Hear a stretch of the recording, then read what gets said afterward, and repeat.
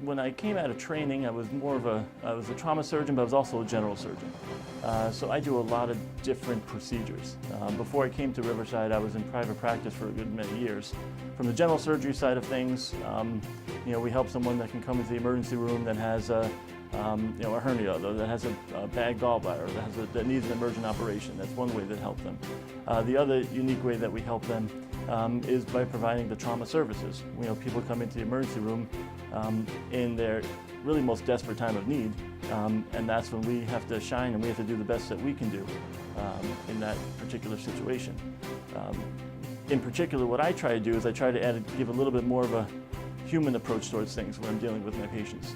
Understanding the fact that someone who comes into the ER really is at a point where they might feel or might believe that they're in a difficult, tough, or situation where they need help. And I think that human touch is important and critical in getting them through the time that they're having. So the satisfaction that I get from what I do is realizing who that person is, getting my information that I need to get across to them, fixing the problem that they fix, and all through that whole process, us being on the same page.